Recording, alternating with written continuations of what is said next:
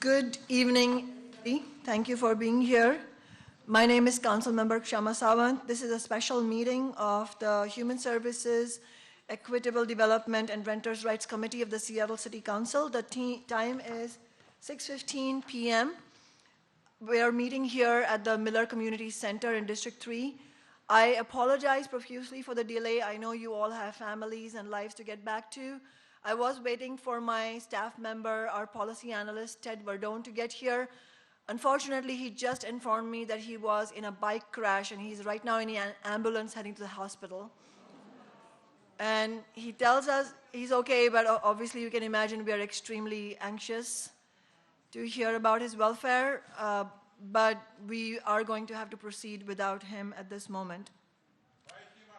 I wanted to begin by acknowledging that we are on the Duwamish land, and I wanted to honor all the Coast Salish tribes from here. I thank all the staff of the Miller Community Center for making this time and space available for us. Thank you to Seattle Channel staff and also the contract workers who are here helping us with audiovisual technology. As you all know, childcare has been provided thanks to the childcare provider, Chartrice Young, who is just up the stairs. So if you need childcare, just go up the stairs, and she has set her thing up there. And of course, last but not least, I thank everybody here who is for this committee meeting and here to testify. We have just one item on today's agenda, the mayoral nomination and the subsequent council confirmation of the director of the Human Services Department of the City of Seattle. And assisting me in this meeting today is Jonathan Rosenblum from my office. So if you have any questions or concerns, please direct them to him. He will be happy to help you. Just to explain the structure of today's meeting, this is not going to be a meeting where city staff and elected officials are going to take up much time. It has been set up by me as chair of the committee precisely to have a listening session of community members who will in one way or another be impacted by the Human Services Director appointment. I'm sorry to inform you that the other members of this committee, Councilmember Deborah Juarez and Councilmember Bruce Harrell, will not be joining us here today. They weren't at the committee meeting on last Friday either, where we heard from the Halcyon residents, the senior citizens who are, if we don't take action, going to lose their affordable homes in North Seattle. So all of this meeting will be public comment, so I really urge those of you who haven't signed up already to sign up. I will be here to listen to every person who speaks because I believe that the council has the responsibility to represent the Human Services Department workers and the service providers and the community members who will be influenced by this decision, but also community members who just care about what happens to human services. I know many of you are here because you care. Now, I personally think that the individual who serves as the executive of any city department ultimately does not, the buck doesn't stop with them. The buck stops with the politicians, the elected officials, the city council members, and the city council and the mayor's office. However, whoever is appointed to especially important departments like the Human Services, as the Human Services Coalition has called the Human Services Department, is a high impact department. So as you all have told my office repeatedly, who is appointed and what process is used for the appointment, which is I think the real main concern you're going to bring out today, is critical. And since I see my duty as representing you, I wanted to make this time available for you all to speak on the record. You know, we will have this whole meeting available for anybody to watch later. That's the value of it. That's why it's important. Since the former director of the Human Services Department left her position, community members, service providers, many people have been asking my office when the mayor would start a search process for the next director, and many have requested ways to give input. Everybody recognizes this is an economic justice question, a race and social justice initiative question related to the city of Seattle. And to be honest with you, my office has also, for many weeks, if not months, been reaching out to the mayor's office asking, do you intend to start a process? And we didn't get any concrete answer, and so we were all collectively surprised when the mayor announced the nomination without having conducted a search process at all, unlike the search process that has been conducted for other director positions in the city. Again, just to be very clear, it's my duty to represent your needs and wishes on this. If you ask my committee to send this nomination back to the mayor to conduct an inclusive search process before the council takes action on a confirmation, then I will use all my powers as the chair of the committee to help make that happen. If, on the other hand, after testifying, you prefer that the council proceeds with the appointment as the mayor has nominated, then I will instruct the committee to do that. I've called this meeting to hear from HSD workers, providers, clients, and concerned community members because we were contacted by many organizations and individuals who were troubled and even outraged in some cases that there was no inclusive process for this nomination. In particular, my office talked extensively to HSD workers and to the Human Services Coalition. The coalition is made up of 180 nonprofit human service providers in Seattle who receive funding from the HSD, from the city of Seattle, along with other sources. These are taxpayer funds. They were formed several years ago when they found that they were unable to advocate for needed human service policies because the political establishment had the power to withhold their funding if they spoke out. By forming a coalition, they are able to speak without putting any individual organization at risk. We have also heard from other organizations like SHARE and Nicholsville about their concerns about a lack of process. We have also heard from workers, as I said, through their union, ProTech 17, which represents them, to make their voices heard. I know many of you are here today. I will let you speak for yourselves, and I also wanted to thank you for your courage in speaking out on an issue that will impact you and your co-workers, because I know that is not easy in any way at all. But our best protection is to be open and have public support for ourselves. So I will be opening the listening session, in other words, the public comment, in a minute or two. I want to give you the time you need to make your points. So I don't know if we have a clock from the city of Seattle, because my staff member was going to bring that, but I will. Where is it? Just have a telephone. You have telephone? You don't need to run the committee, I will. So we will do our best in the situation. But I also wanted to also share one other thing with you, important thing. The committee didn't just invite people with one opinion. We invited everybody who has an opinion on this issue. So it doesn't matter what your opinion is. Please feel free to suggest what's on your mind without any fears. The committee is here to listen to you regardless of what your opinion is, and then decide what do we do, what's the best course of action. So I hope that is very clear. And in fact, my office specifically reached out to the people from Plymouth Housing who had written a letter of support of the mayor's process to give them time to speak. They declined the invitation, but whoever's here to speak in favor of the process, please go ahead and do that. Oh, no, don't worry, I have my phone. Thank you, Anita. We also urged the mayor's office to have Deputy Mayor Mosley join us at the table to participate in this listening session, and also to offer you all an explanation for the mayor's decision to skip including anyone in the search process. Unfortunately, they declined that invitation as well. And we have those letters. Those letters are a matter of public record, so if anybody is interested in looking at that, please ask Jonathan, and we will make that available for you. We were meant to have printouts here, but a lot of that is now sitting in the ambulance with my staff member. Okay, so let's start the listening session. What I will do is call several names at once, and if you can line up here, so 1 minute. She's going to have tell people who are Oh, Melissa, you should stand here because the people will be facing this way. So Melissa, thank you so much for helping us from Protect 17. She'll let you know when you should wrap up so that we can respect everybody's right to speak. So I will call several names, as I said in advance, so please line up when you hear your name in order so that we don't waste too much time with people trying to get up from their seat and so on. So we have Alex Zimmerman, Patricia Dawson, Ayan Muse, James Williams, Sean Smith, Anitra Freeman.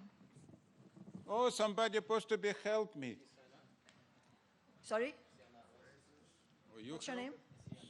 name? He is. He was the first one. I'm so sorry. I'm number one. I'm so sorry. Sieg Heil, my Führer. Nazi garbage rats. A pure anti-Semite and cretina. My name Alex Zimmerman. So we're talking about management. And I think someone, when come first time, talking about her salary will be $40,000. It's never happened. Right now she have salary more than almost $140,000. House for $1 millionaire. She totally changed. About management, it's very interesting. We have right now management, what is she support, for $350,000. Guys, a management for $350,000? Where is you find this management? Huh? I'm also confused. If somebody listen to me, I go to council chamber every day for last 10 years. More than 2,000 times I speak. And what has happened is my voice. It's exactly what is I put my voice. It's my voice. Everybody listen to this. It's my voice. If somebody listen to you, for last 5 years, she never stop in Amazon. This cost us $1 billion and $billion. For another few years, we pay another few $1 billion. This is exactly what has happened. Is this exactly what will be happen when we don't change this crook all nine totally? We need to bring something people who will be fight for us, not for corporations. She never talk about stopping Amazon. Taxes, taxes, taxes, taxes. Simple, stop Amazon, ever now, for 10,000 people, and all market will be stabilized. We start paying almost same money like before. Is this exactly what has happened, guys? Before we don't change this crooks, all 9 crooks what is we have in council, nobody will listen to my voice. You understand about you talking? It's very simple. No need be too much understanding what's happened for last 5 years in Seattle. I live this almost 35 years. That's exactly what it means. So stand up, America. Clean this dirty chamber and give freaking back us money. What is we spend? Oh, time's gone. Hurrah! Everybody know where is my voice. Show to people my voice.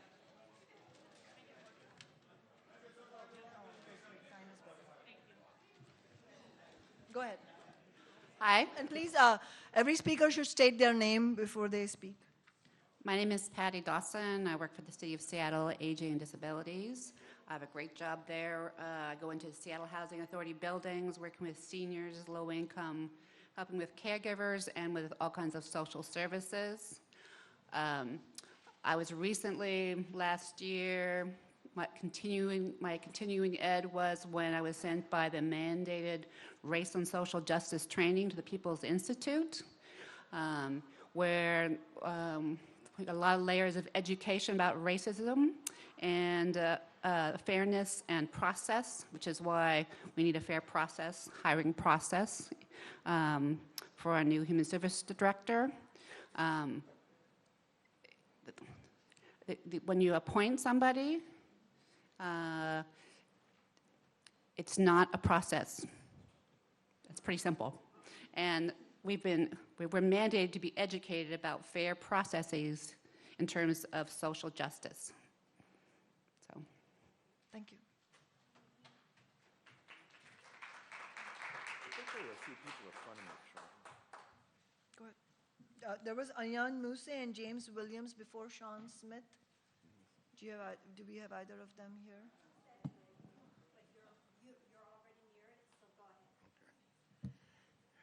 My name is Sean Smith. I am a resident at Nicholasville, Othello Village. I'm here tonight speaking on behalf of all the Nickelodeons. You speak closer to the microphone. The Director of Human Services deals with people in the darkest moments of their life. It is unconscionable to me that there is no community basis in this appointment.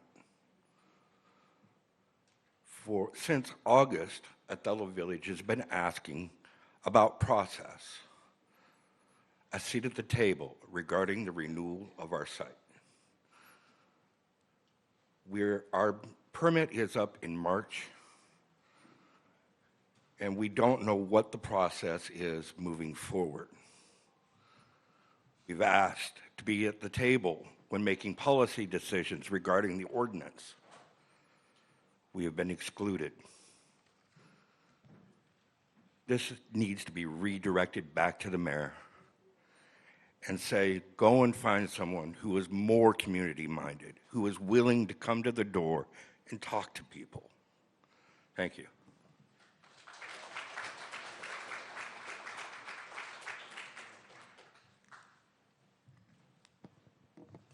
Hello, my name is Ayan Musa. I'm actually really saddened that it's only you. Feels like the choir is all I'm speaking to, and to be honest, I'm extremely disappointed that your partners didn't show up. So I'll start there. It's also really, truly disheartening that we're even gotten this far, and we as a community are asking, let's step back and have a process, because there's a process for everything. But apparently, when we want to appoint people, we can do it. And it isn't the first time that this mayor has taken the time to do it. But as a community, we need to not only be out and loud about it, but she needs to understand that folks voted for her. And whether you voted or not for her, she is now our mayor. So I respect the time, so I'm going to actually straight up tell you, please take my message back. I have been in social services for over 20 years at this point. It is not cute what is happening, and HSD needs somebody that speaks for the community. It cannot happen if we do not have an honest process.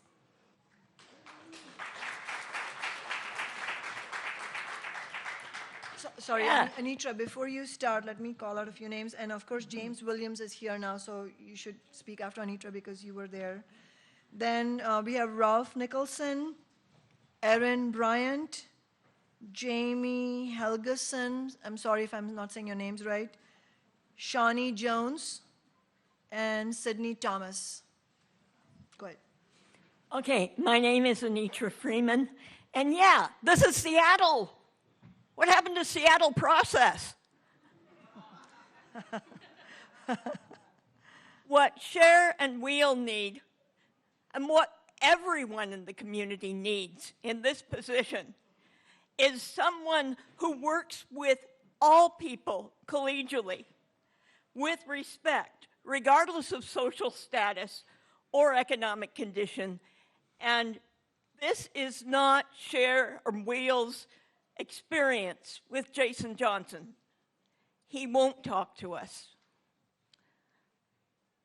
We need someone who knows the reality of services on the ground, and this is not our experience with Jason Johnson. He has never visited one of our shelters or one of our encampments. Some of his staff members have. And yet even his staff members have demonstrated not knowing the reality of a social service program before they cut it. We need someone who knows the reality of homelessness, that it's driven by housing costs, not by the social services not doing their job. It will not be solved by punishing shelters for not getting enough people into mysteriously invisible housing.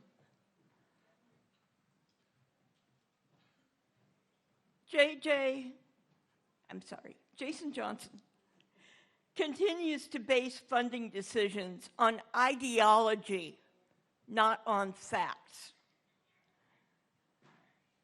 We need someone who brings everyone to the table as equals. This approach has been done before in Seattle with great success, but not under Catherine Lester or Jason Johnson.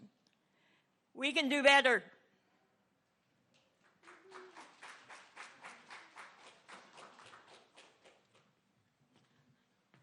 Please come closer to the microphone if your name has been called so that we can quickly do it.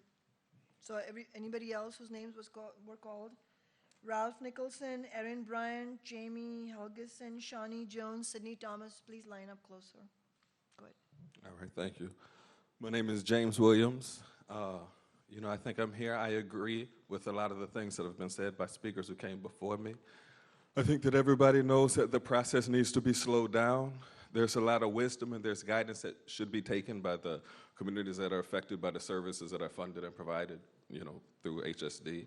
I think there's a lot of talk in Seattle about being a progressive city and thinking about race and thinking about equity, and we have these beautiful initiatives and everything, but I say they don't amount to much if we don't follow those processes when important decisions are made, such as this.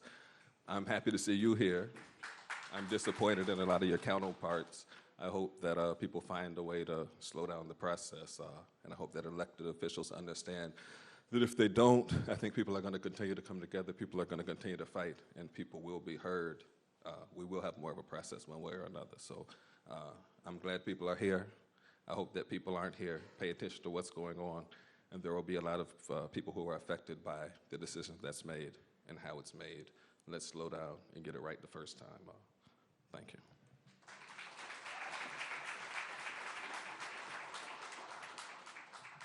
Hi, my name is Ralph Nicholson. I'm here on behalf of Share Wheel.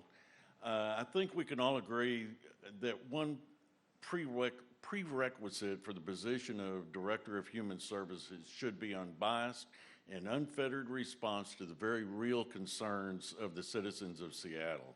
It is my contention that Jason Johnson, during his tenure as interim director, let his personal animosity towards Share and its self-management structure cloud his decision-making, decisions that have affected hundreds of displaced men and women. One case in point involves his decision to allow Lehigh to overrule the basic tenet of Share, safety of the neighborhoods and the people who reside in city-authorized camps. In case some of you are not aware of the aforementioned incident, it centers on a man who was blind drunk and threatened not only the Magnolia residents with a 9mm pistol, but the encampment itself. When the camp leadership failed to respond to this dangerous situation, they were barred from the camp. It's important to note that accountability not only makes the self-management model work, but is an instrumental first step in the resocialization of many homeless people. Jason Johnson was made aware of this documented situation not only by Share, but by the Magnolia community and ecumenical advisors. His response was no reply whatsoever. Instead, he allowed the camp to bar Share and subsequently turned over total management to Lehigh, who in turn allowed the offending leadership of the camp to not only return, but to resume control over day-to-day operations. To confirm Mr. Johnson without an investigation of this incident and to not interview other potentially better qualified candidates for this position would be a gross disservice to the citizens and homeless population of Seattle.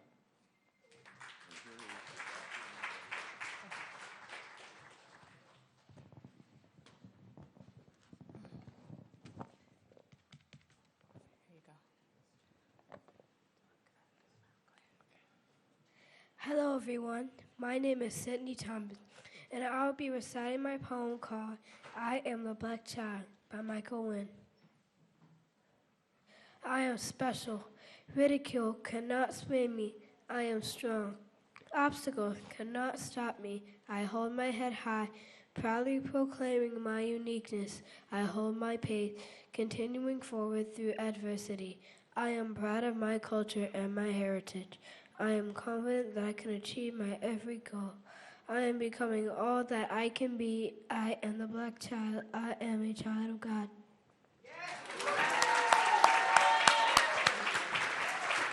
Thank you.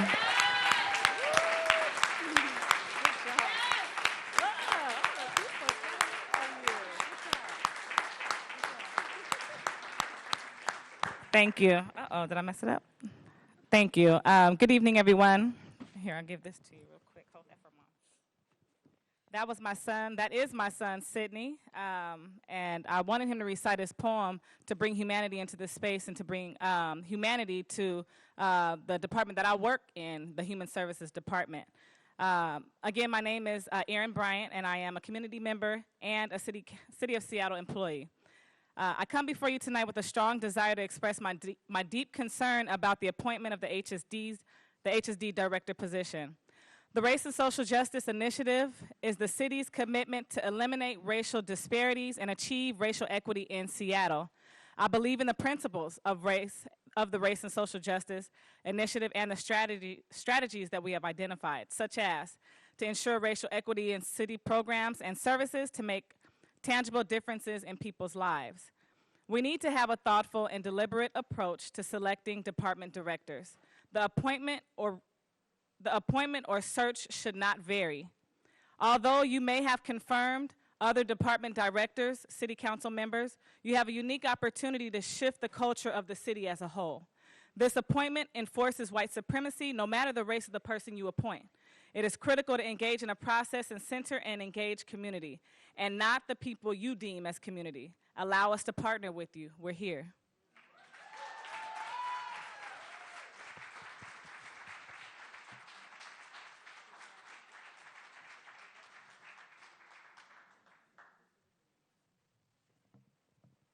You don't need to it'll take long if everybody keeps pulling it out.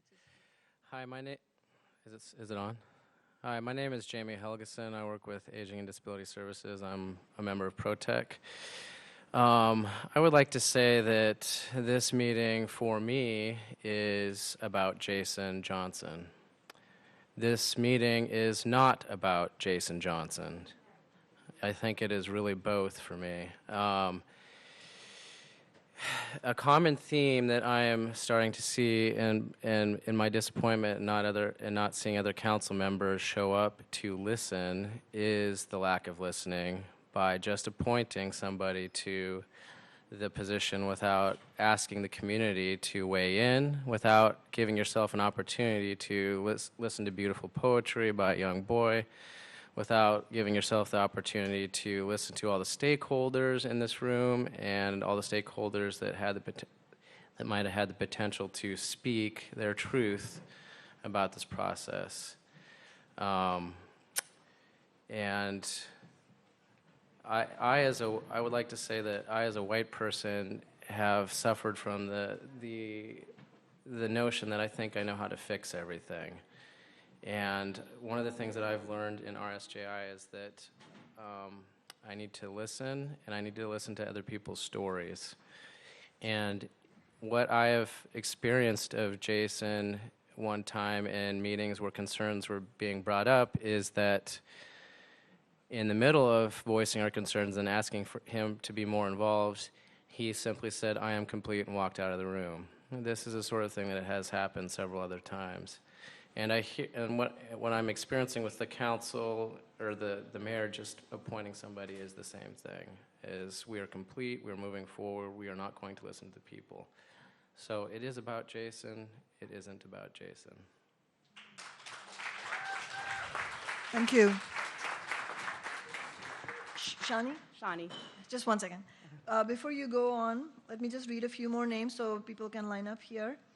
Jennifer A., Cindy Pierce, Mary Flowers, Nasreen A., Amy Hagopian. Go ahead. Good evening, everyone. My name is Shani Jones, and I'm here as a community member today, but I do work for the Human Services Department. And what I wanted to say is HSD has a long history with racial equity work. And as the watchdog, can you hear me? And as watchdogs of race and social justice work, I think it's important to speak truth to power. And we were given a promise that there would be a transparent hiring process, and we are calling on you and your committee to fulfill that promise. Not only do you owe it to the many racial equity leaders within the department, but you also owe it to community to fulfill the promise that was made to HSD employees. And it's not enough just to trust the appointment, and then this is actually a really good example of how white supremacy plays out. Just appoint a person as the leader of a department that serves a marginalized community without input from the folks that are impacted the most is highly disrespectful. Thank you.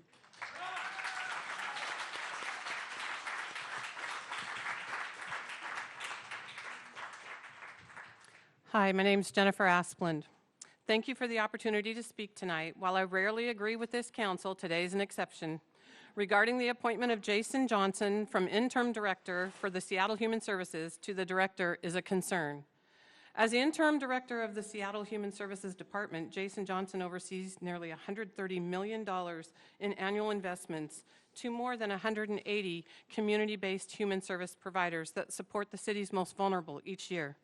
There is and has been a lack of transparency regarding contracted providers.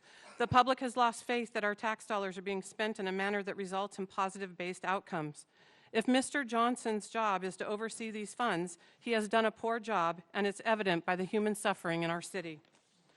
I have attended many meetings where Mr. Johnson was asked for information, and he did not have it, or he was scheduled to attend a meeting in which he was a no-show asking for an extension.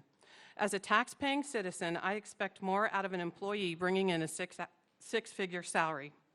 I'm requesting this council to decline to affirm this appointment and instead reach out within the city of Seattle to accept applications for this position. If there are no qualified applicants, then you advertise this position to the public. We can and should do better.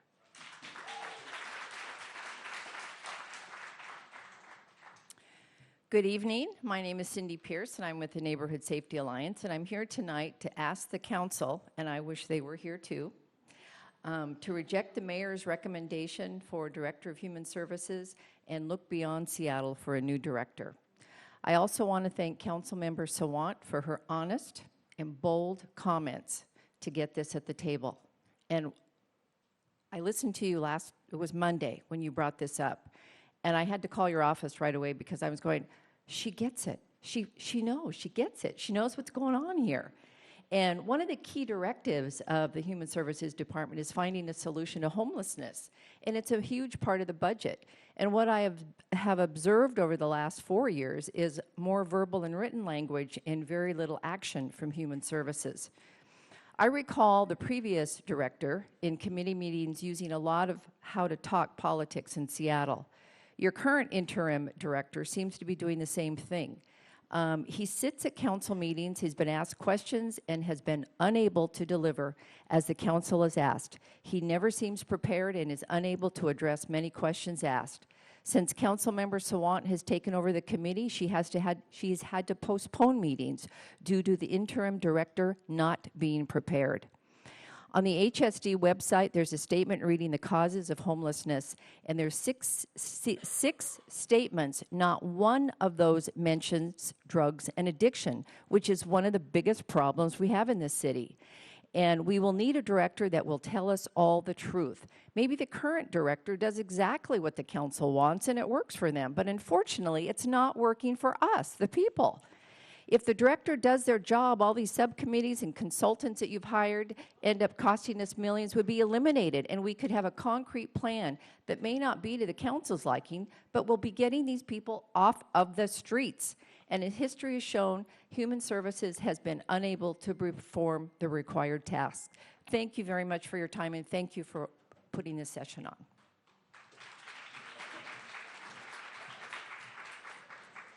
Hello, my name is Amy Hagopian. I am a faculty member in the School of Public Health at the University of Washington, although I am not speaking for the University of Washington. I live in this district, and I am grateful that you are my city council person, and I am sorry that you have to work by yourself tonight. The reason I'm testifying is because I often have my students do projects with the organizations Share and Nicholsville since the 1990s. So I have come to know these two remarkable organizations which bring self-governance, agency, and empower homeless people to improve their lives through democracy. And I find it a remarkable model for my students. Last winter, my students evaluated the Licton Springs Village on Aurora. They found a lot of really interesting positive things about that experience and about the village as it was set up.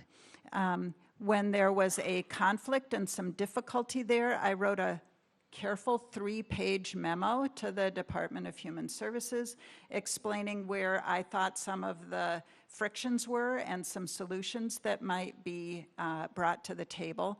I got back a canned letter that clearly is sent to anybody who ever writes any sort of letter to him, and I'm glad to give you that now. I agree with what people have said, that we clearly need a process, but we also need a person who brings a positive attitude to this job, somebody who cares about people experiencing homelessness, and someone who values the self-governance model that Seattle uniquely brings to this city.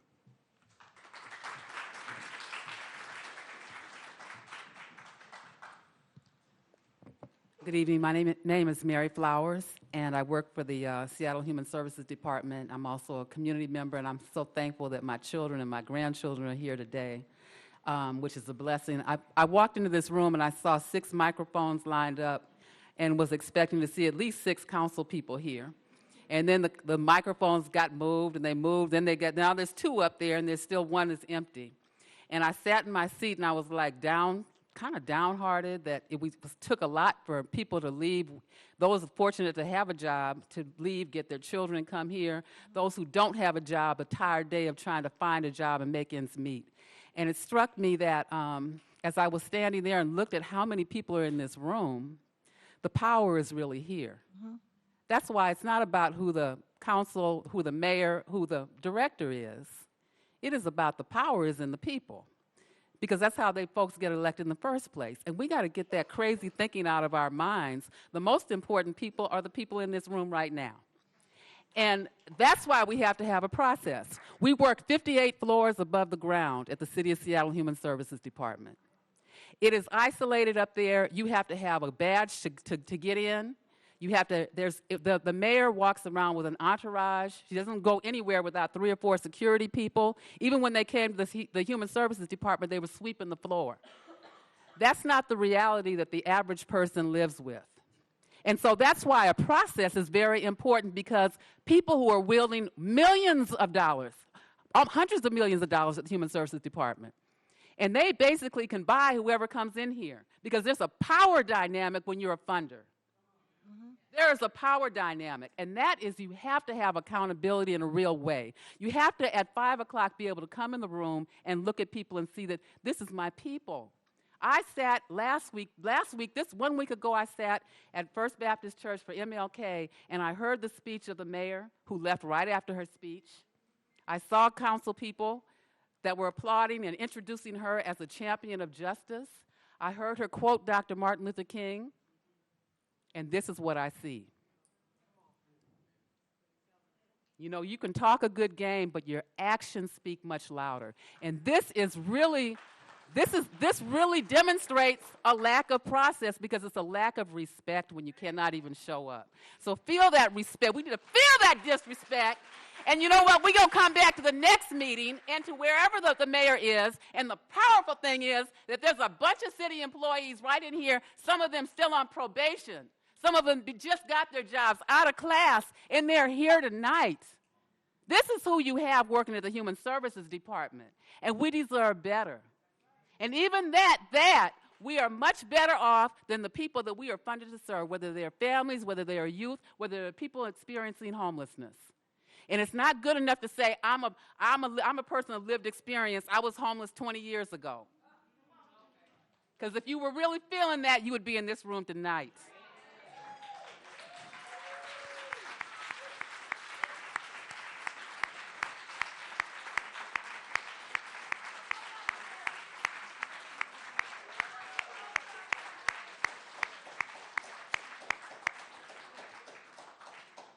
So is Nasreen A in the room?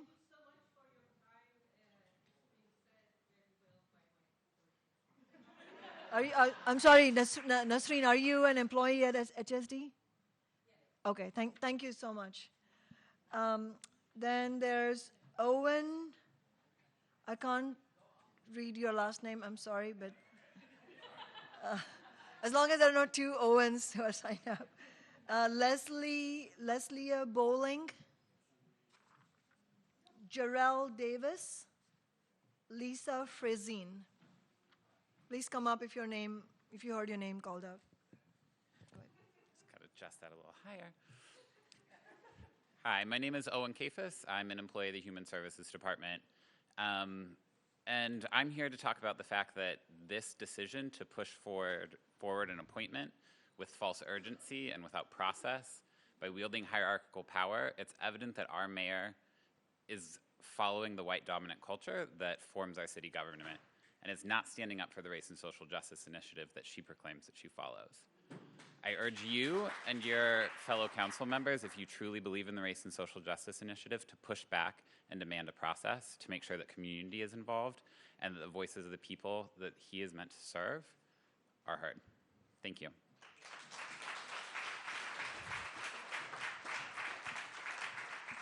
Before the next speaker goes on, I just wanted to make an earnest request. I know as the minutes tick by, you will feel more of an urgency to go back to your homes and families, but those of you who are able to stay, please stay, because I want to be able to say something about what the next step should be based on what I've heard, and I want to get some sort of response from you about whether you think it's on the right track or not, okay? Good evening, everyone. My name is Leslie Bowling.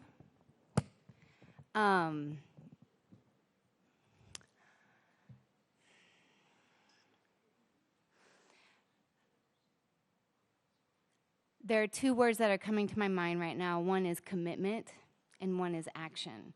Oftentimes, I feel like commitments can be something that we write down, that we can maybe say that we did on a checkbox. And I think that isn't sufficient when it comes to our actions speaking louder than our words. I really have two demands of council.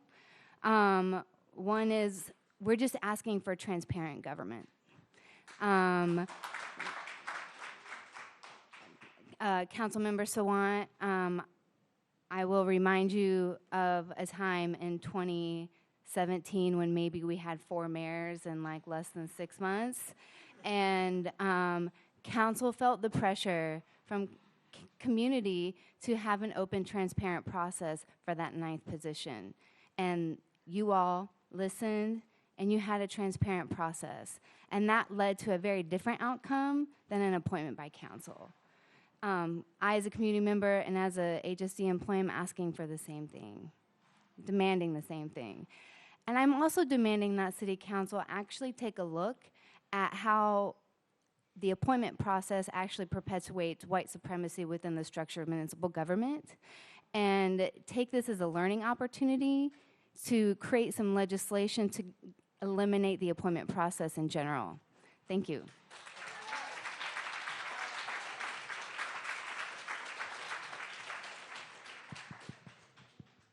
Where the camera at right here, so I'm focused on this. The definition of insanity is to do the same thing repeatedly, expecting different results.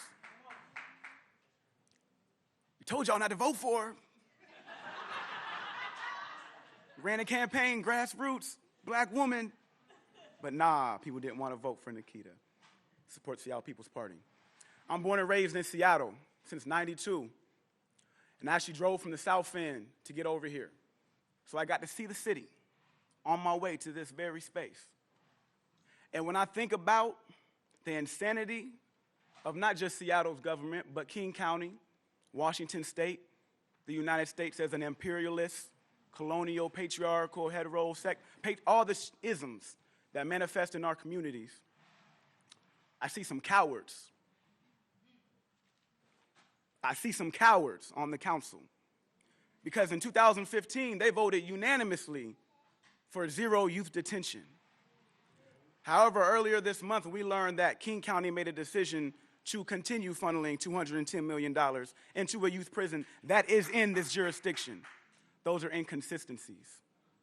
As we look at the development of the city of Seattle, from the 70s, 80s, 90s, 2000s, 2010s to now, the insanity is evident because as businesses develop, as enterprise develops, as more white folk come into black neighborhoods, the human development has dwindled and depreciated. So as much as we're investing in these enterprises, we need to be investing that into people. And to my belief, my understanding, the Human Services Department is one of those places that manufactures that. And I'm actually like I would be embarrassed if I was these guys. When we got employees that are present, that got families, and they're able to be here. At this point, I'm not surprised. It is consistent with what Seattle has been doing for generations. And as Brother Malcolm said, chickens will come to roost. So, y'all better watch your back.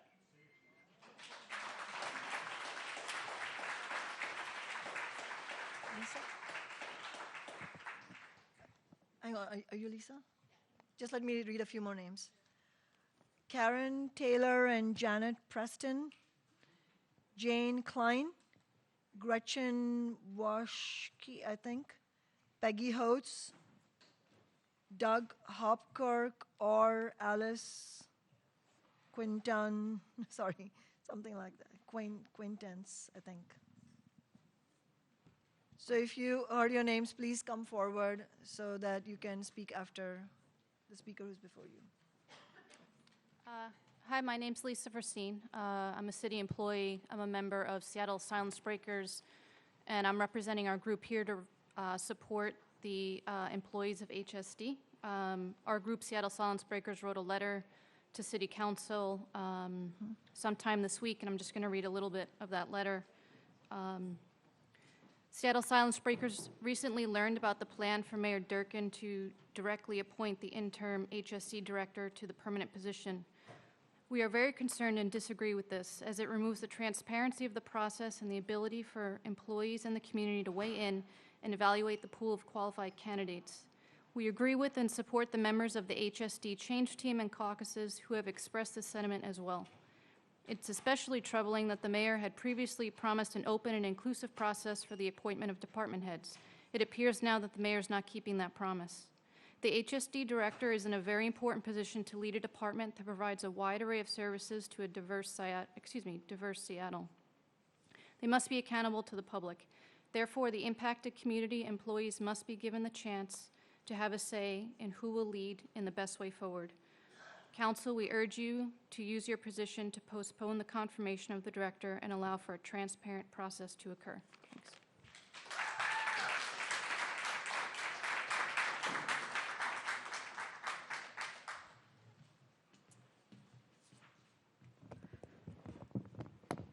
My name is Gretchen Waske. I am a City of Seattle resident. I am an employee of City of Seattle's HSD department, and I am also a union steward with Protect 17.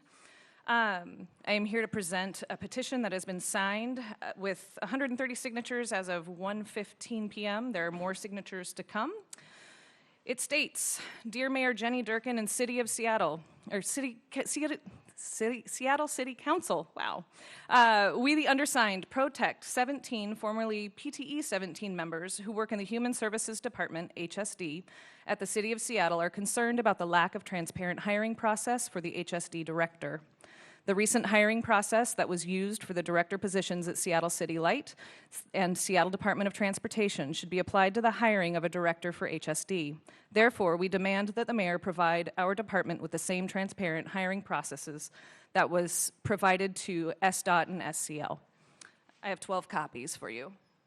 Actually, I have copies. Why don't we hand them out so people will have them? And Jonathan has more copies as well. This is a very important piece of input, public input from the employees of HSD, so people should see it. Thank you, Gretchen.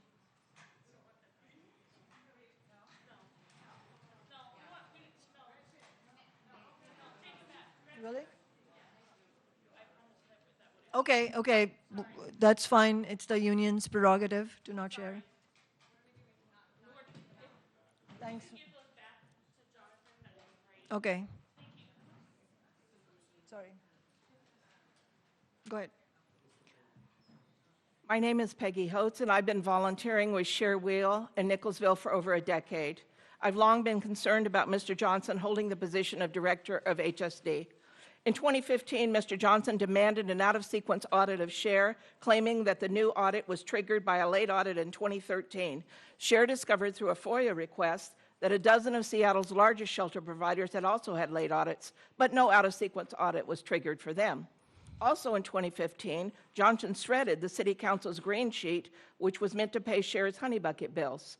More recently, just before the mayor's budget came out, Jason Johnson was asked directly by 3 human services directors if Share were in the budget, and he said yes. It turns out that they weren't in the budget. That would have meant defunding shelters holding 250 beds and a low-barrier women's shelter run by Wheel. Getting to Nicholsville had no source of regular income for the first 6 years. We did the best we could with homeless people holding their own fundraisers like car washes and pancake feeds, but eventually our garbage service was suspended. At that point, we made an agreement with Share that if they'd rent a truck and pay the dump fees, we'd reimburse them. In 2016, the council once again approved money for Nicholsville to pay its enormous trash and honey bucket bills. But Jason Johnson refused to give us that money, claiming the city didn't reimburse third-party vendors. In 2017, Mr. Johnson ignored the city's own encampment ordinance and its required management plan, and absent any semblance at all of due process, allowed Lehigh to take over Tent City 5, precipitated by the event spoken about earlier with the drunk man and the gun. Mr. Johnson has allowed the encampment ordinance's requirements for maximum 2-year stays in one location to be thrown out the window. While we promise house neighbors in public meetings that will follow the ordinance, the city picks and chooses which parts they'll stick to. Meanwhile, Share and Nicholsville are expected to uphold every minute detail of the ordinance. Worst of all, in my opinion, is Johnson's obvious disdain for these grassroots, democratically organized homeless people. Under Johnson, Share Wheel and Nicholsville's homeless participants are deliberately frozen out of important meetings affecting the encampment, shelters, and tiny house village that they themselves operate, while the big shots from the city and the mega-sized fiscal sponsor meet to make all the decisions. I don't know how a director of human services could demonstrate more disrespect and disinterest in the people he's hired to serve than to leave them out of decisions directly affecting him, like Mr. Johnson has done. There must be a broad, sincere search for a director who has experience in education, along with integrity and respect for all people, working with them as equals.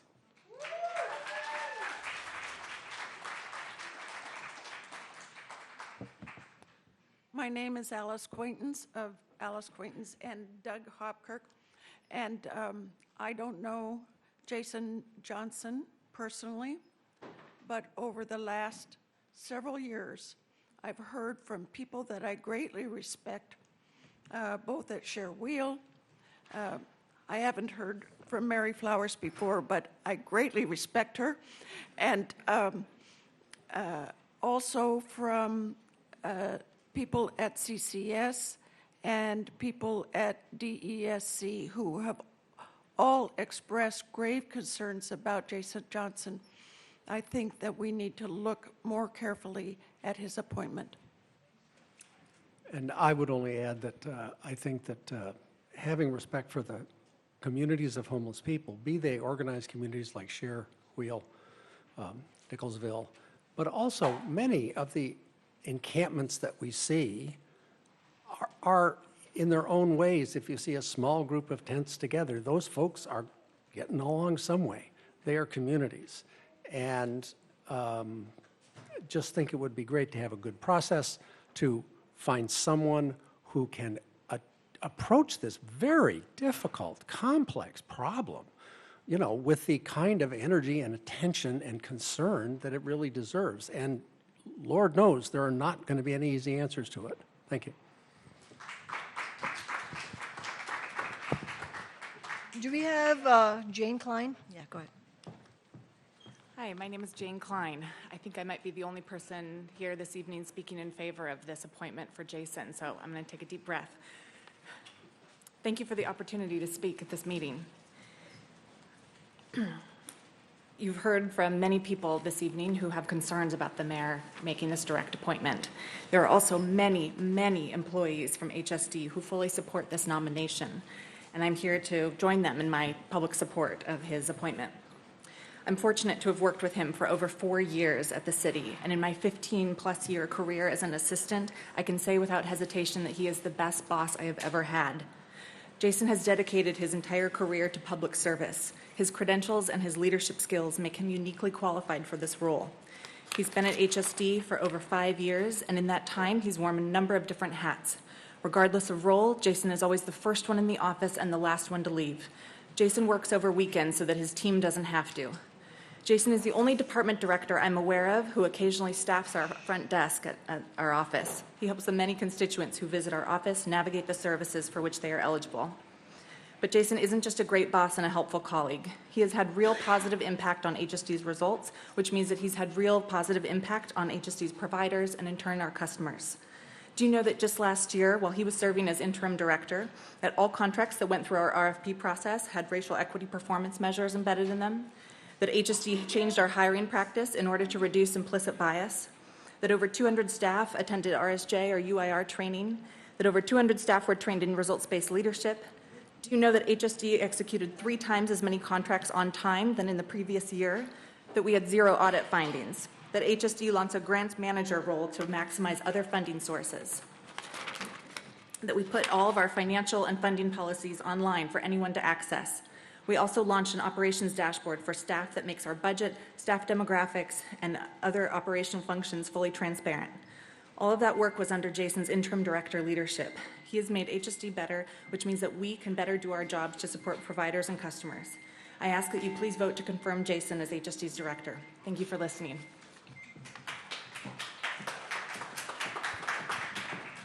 Janet Jones-Preston. I'm Janet Jones-Preston. I'm a Seattleite, and I'm retired. I just want to say this is a missed opportunity for Jason Johnson because he needs to be here so he can hear what people are thinking and feeling. So if, in fact, he gets the job, he knows how to be a better employee and a better provider for people. I don't think this should be on the city council. I think our mayor should take responsibility and admit that she made a rush to judgment. She should take a step back and have a regular process the way she's done, and it's been done with other people.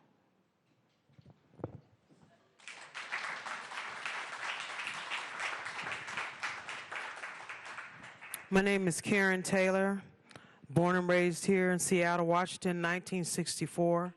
Not proud to be a Seattleite, disgusted and ashamed, waiting for us to die. Sweeping us out the doorways, moving us out, gentrifying, taking my neighborhood.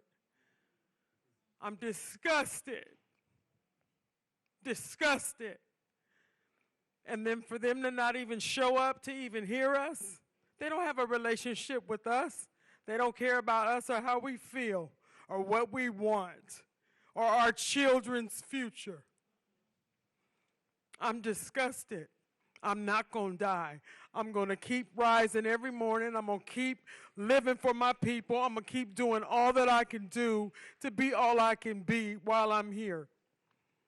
And I think that if I have to follow the rules, y'all should follow the rules too. If there's a process, y'all should follow the process too. In this day and age, with Donald Trump in office, people think they can just do what they want to do with no consequence or no regard for the rest of us that are here that are suffering. It's disgusting.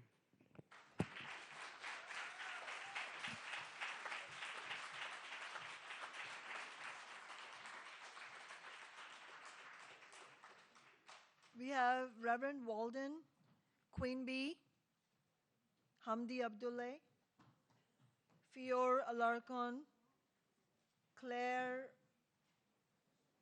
West, or I can't read the last name, and Alex Brott.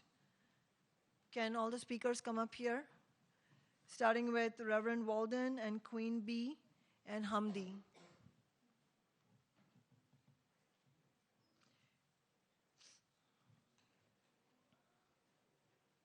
And that was the end of the list. If anybody, and there's one more name I want to call at the end, but is there anybody, if there's anybody who didn't sign up on the sign-up sheet but wants to speak, you're welcome to. Just come up here to the microphone and then sign up on the sheet because we need it for the public record. Good evening. My name is Reverend Harriet Walden. I'm the founder of Mothers for Police Accountability, and I'm speaking within that role today. I'm also co-chair of the Community Police Commission, so I'm not speaking in that role today. I'm wearing Mother's hat, this hat. Been wearing it for 29 years. This is our 29th year. I'm here to talk about the process. This is the same flawed process that they used when they eliminated Carmen Best. And the mayor office has a problem with process. And we, the community, had to stand up to say, you know what? We know that your process was flawed. We understand that you wanted to hire Cameron, the police chief that had been in Pittsburgh. She still hired him in her department as a white overseer. So we have to understand. I call him the white overseer, okay? You know, so hey, and I say that. And we need to understand what this is about. I call Seattle a progressive racist town. A progressive liberal racist town, have not dealt with racism. And that's a lot of people who like 45. We just didn't know that. That's a lot of people like him and don't want process. And there's a lot of people without compassion. It's a lot of people in America without compassion. If you can see people, federal workers out there in the food line. When I was 16 years old, I had to take Americanism versus communism in order to graduate in Florida because of the Bay of Pigs. And what they taught us at that class, we had to all take it. They said that Americans did never have to stand in line. Americans was exceptional, that we always had a lot of food and they had a lot of jobs. And that what you see, Americans, they were all had with everything they need. And then when you saw Russians, that they were in line, they had not enough food, they'd have no jobs. And what do we see in America today? We see American workers in food lines. Shame on these people. Shame on them, and shame on the people who voted for them, okay? And shame on the people in Seattle who don't want process. I mean, they want to avoid it because it's like, wow, what is going on here? I mean, Seattle is a process city. And then when they don't want to have process, then they do what they want to. But we have to hold this mayor accountable. That's right, we have to hold her accountable. The first woman in 90 years, and first thing she did, she crushed a black woman time she got there, okay? And now that you know, Carmen Best is there, we praise God for her, and we're gonna help her do a good job. And when we need to stand up and say, you know what, Chief, you got that wrong, we'll do that. And when she's doing a good job, we'll say, Chief, you did a good job. But listen, let's be clear. All women don't stand for us, okay? Let's be clear. Let's be clear about that. And it's something happening on the 7th floor. I don't know, I don't care who it is. Previous. If something happens when they get to be elected. And that's just what happened. That's why we the people, that's why they say we the people need to stand up and be counted and let the mayor know, don't approve her process on this, because you know what happened when they approved the process and voted for the police guild for the contract. You know what's happening with that, and it's all in the newspaper, so I won't be talking about it. All right, thank you very much.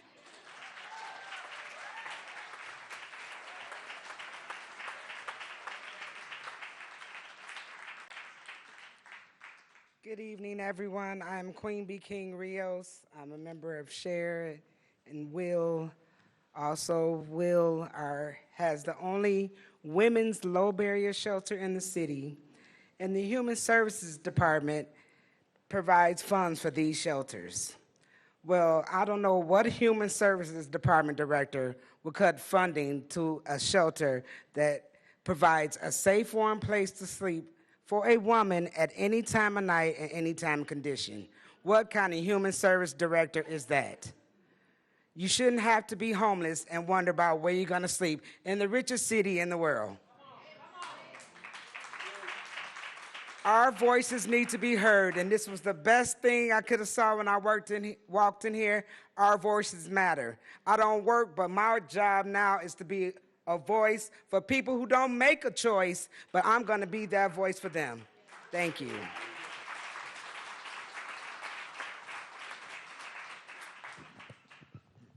Thank you for the opportunity to speak tonight. My name is Alex Brott. I am a Seattle resident and an educator, and I organize with white folks to fight racism and white supremacy with a group called European Descent. And I'm up here, I've seen firsthand what happens when people are not having a say in the decisions for services and programs that impact their lives and that are placed upon them by people in powerful positions. And even if James were the best #1 qualified candidate for this position, the fact that there has not been a process around this is continuing the white supremacy that is evident throughout Seattle city government and throughout systems of power all across this country and different levels of government.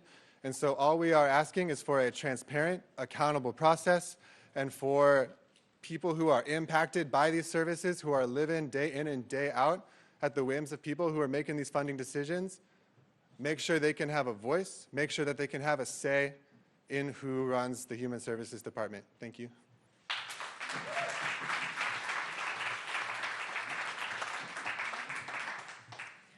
Good evening. My name is Claire West. I sell vegetables on the side of the road. I run a nonprofit mobile farm stand, partnering primarily with community organizations in South Seattle, neighborhoods that don't have good access to healthy, affordable, fresh fruits and vegetables. So that's what I do for my day job. And my Veggie Hustle is financially supported by the Human Services Department, right? We are material recipients of those funds and are sort of benefactors of that structure. But I think maybe even more importantly, I personally am a benefactor of some of the leadership and the analysis and the really important deep work that has gone on over the last couple of decades in the Human Services Department to build an analysis and systems and structures around undoing racism and to really embody those principles in the work that department supports. As I think Reverend Walden put it, I am a white overseer of a nonprofit organization, right? The communities that I work with and the folks that are most affected by sort of the food security gap in this city are Black and brown communities. And I know as a white person how easy it is to think that I have the best solutions and how really the leadership that I so respect and the guidance that I look up to both from my community constituents and from leadership within the Human Services Department. I know that that's a really important sort of check on my power to keep me accountable and to make sure that the work that we're doing as an organization is accountable to the communities most affected. And I think that we can ask no less of the person who holds the highest office in this town, and also the folks who are elected to represent us. So thank you for being here, Councilmember Sawant. My representative, Bruce Harrell, is not here. I guess if you're not running for re-election, doesn't matter. You don't have to show up to stuff like this anymore. So that's disappointing, but thank you for being here to hear these comments. Thank you to the leadership in the Human Services Department. Thank you to my constituents, and please I just ask you to halt this confirmation until we can have an accountable process. Thank you.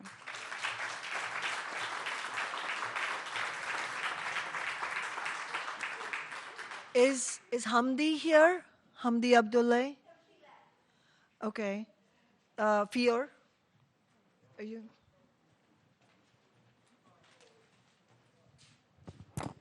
My name is Flora Larcona Bendaño, and I am a union employee with the City of Seattle.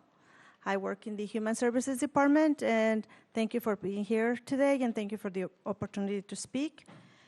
Also, if you can share with the other city councils that are not here, but also with the 12 members, to come up with some type of ordinance that can have consistency and continuity in the hiring processes for department heads, not just for the HSD, but it's Seems to me that this mayor is using different type of processes for different departments. And I think will be very appropriate to have consistency and continuity moving forward. But also what we're asking for, and I personally asking for, is for transparent process among the pool of candidates that included a voice of communities of color. And also because the HSD receives funding from the federal and state and different funding sources. So I'm pretty sure that they also need to have some type of accountability because we need to respect why and how the money filters into our city. Thank you.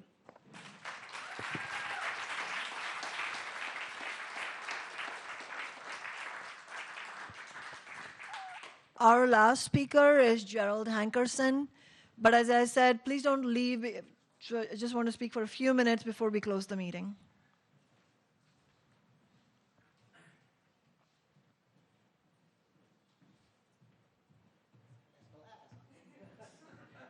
First of all, my name is Gerald Hankerson. I'm the former president of the Seattle-King County NAACP, but I'm also the president of the NAACP for Alaska, Oregon, and Washington.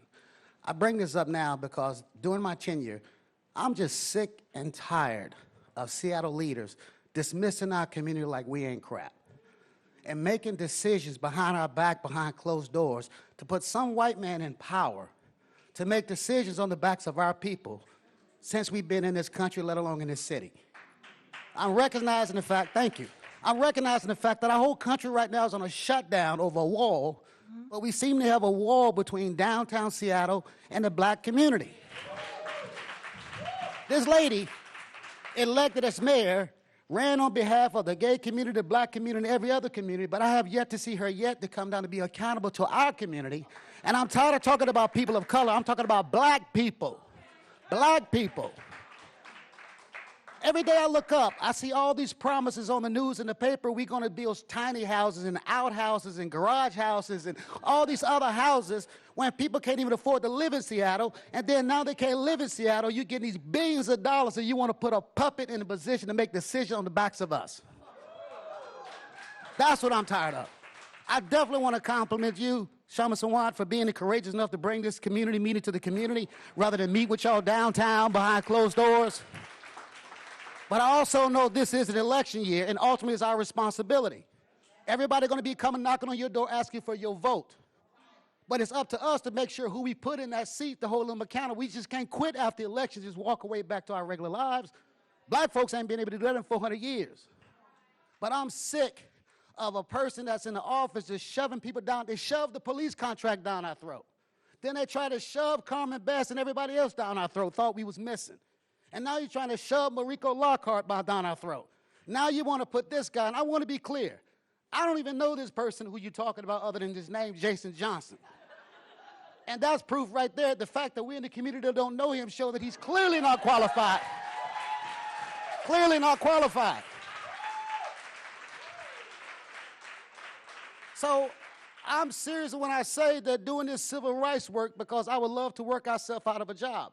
And I want to give a shout out to all those city workers who was courageous enough to put it on the line, to come down here to confront your people. But under no circumstances, I don't care if she's sending you any name. If that name is not recognized in our community as best qualified to be in this position, every single one of them should be rejected. And the last piece I want to point out, just for the records, what happened to RSJI? Yep. What happened to the Race and Social Justice Toolkit that she loved to tout? Did anybody ever stop to vet and see what consequences this is going to have on our community? Did anybody stop to do that? But I also know, just like Mike Starbucks just gave you $500 million, I know there's billions of dollars that she want to put someone in the seat to check the box and go about their daily business while our people living in these outhouses right along the street. No more, Seattle. No more. And we're going to tote those halls, and we got to come show up at City Hall. I don't care what you got on the agenda to make our voices heard. We'll be there. Thank you for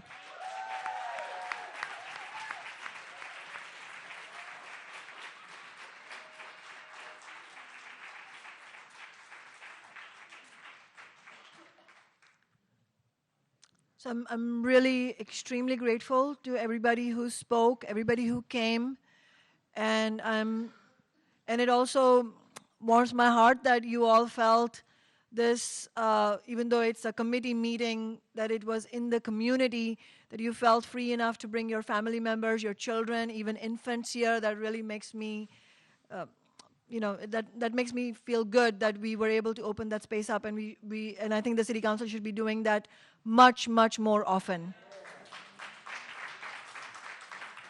I appreciate everybody who spoke. A few speakers spoke who said that they didn't have a problem with the process, that they were happy with Mr. Johnson. But it's very clear that the overwhelming balance of the testimony was that we need a transparent and accountable process. That's what I heard today, in a very decisive way, not in an iffy or ambiguous way, but very, very decisively. Human service providers, people who use the services, people who care about the community, and most importantly, in some ways, I think the HSD employees have spoken very clearly. I really, I want to echo what Gerald just said, which is that the HSD employees have shown the most courage of all. So I really appreciate you being here and speaking up.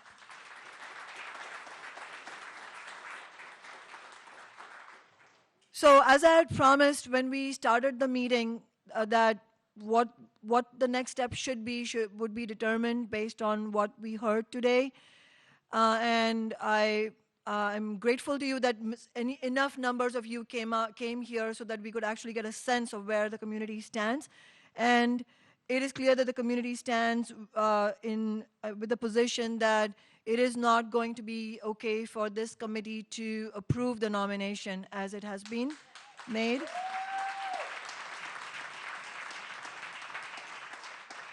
And so we need some sort of alternative step forward. My policy analyst and I, Ted, who unfortunately, some of you came later, I just wanted to let you know, Ted from my office got into a bike crash on his way to this meeting, and he's in the hospital right now. So please forgive me if I'm a little bit preoccupied and anxious, because Jonathan and I, we're very concerned for his welfare. But something that Ted and I had discussed before we came to this meeting was the possibility of having a city council resolution, and we don't have it in a ready form yet, so I can just tell you in general what the thinking was to see if that sounds right to you all. The resolution would say something like that the community has been demanding a transparent and accountable process, and that therefore this nomination cannot be turned into an appointment by the committee. The committee doesn't feel that that's correct, and the resolution in our minds, like I said, I don't have a concrete form to show you, but in our minds, the resolution should say something about what the process should be, meaning how will that transparency and accountability be attained. And I would like and my office would like that resolution to give some guidelines on how that accountability can be attained. In other words, there should be something in the resolution that says we need a search committee that is composed of community members and HSD employees, human service providers, and perhaps most importantly of all, the people who use the services, like real change vendors, other people who have faced homelessness and so on, and City of Seattle employees who are leading on the Race and Social Justice Initiative. There should be some sort of committee that is composed of some of these entities. And I'm seeing nods, so we will. So my office will get to work on that. However, we will need your ongoing input on that.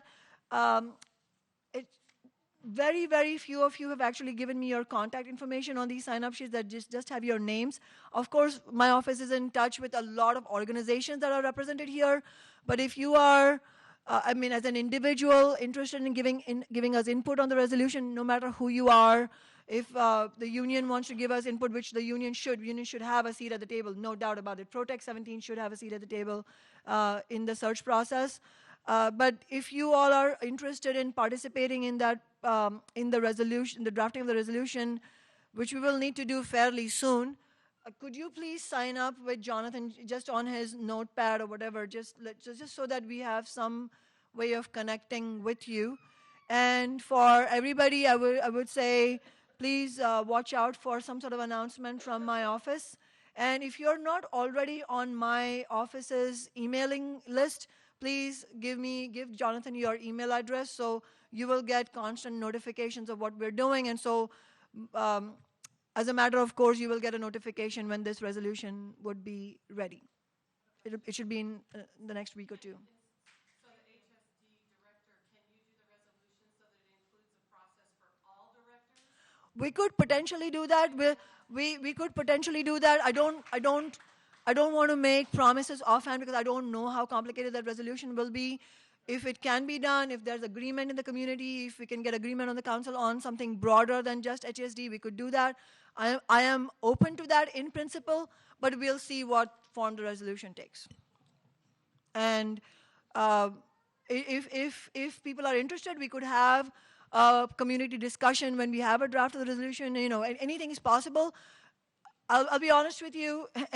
We can make anything happen, but I alone can make nothing happen. You all have to be part of it. So if you want to be part of it, please get on my mailing list. Please be in touch with me, and we can go forward based on that.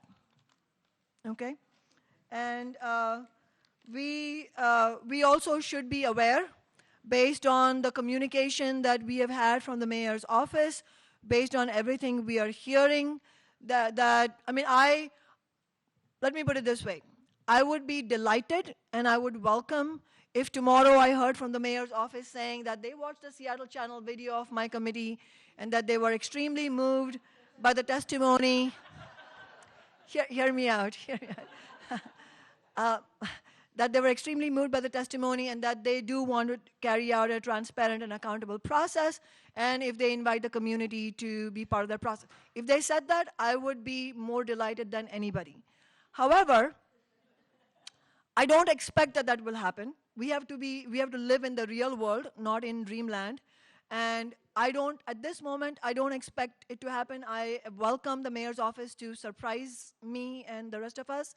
But until that happens, please let's be aware that in order to make this resolution possible, in order to get a transparent and accountable process, we will have to fight for that, which means you and I together will have to fight for that, which means just like Gerald said, you will have to come to City Hall. We will need bigger numbers than we had today in City Hall. We can, as I said, I am willing to do anything that the community is demanding, but I need your help to make that happen. So as long as that is clear between us, that we're going to have to fight for this, then let's march forward, okay? So please let's get organized. Please make sure you share your information with Jonathan there. Please don't go without doing that, so let's keep in touch. Yes? Well, I really hope that she pays very close attention because in front of my eyes, it's very racist what she just did. Right. With the Seattle Police Chief Department versus what she's doing now. Yes. I really hope that City Council gets together because we will have the town in a big. Yes, thank you for mentioning that. I hope the mayor, not only the mayor, I hope the rest of the council members, I hope the members of this committee who didn't show up today, who didn't show up on Friday, are also watching. But again, I want to reiterate, I prefer to live in the real world. I don't see that happening, so we will need to get organized. Reverend Walden and Gerald Hankerson mentioned the police contract vote. I was the only council member who voted no on it. Every other council member voted yes for it, even though there was an outcry from the Community Police Commission and from the black and brown communities that police contract was not good because it rolled back police accountability. I bring that example up only because, only as a reminder that that's what we are up against. So let's not underestimate what we are up against. So let's make sure we get organized and fight, okay?